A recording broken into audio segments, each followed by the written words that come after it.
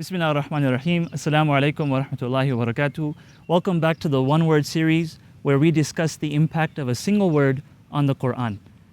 So today's verse, inshallah, is from Surah Al-Mujaadilah, verse number 19, where Allah subhanahu wa ta'ala, He says, Estahwadha alayhim shaytanu fa'ansahum dhikrallah.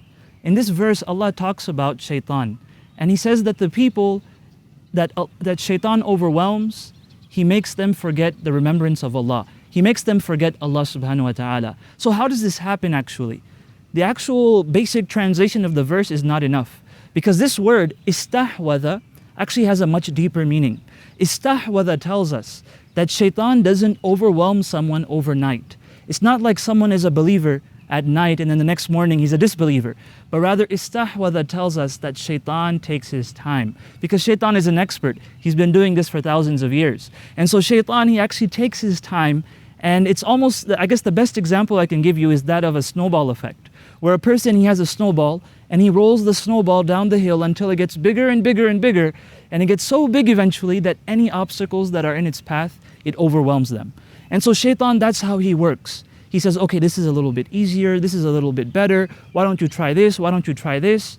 And eventually we start to lose our way, and eventually he overwhelms us. The Prophet ﷺ, he tells us that every time we commit a sin, a darkness is placed on our heart.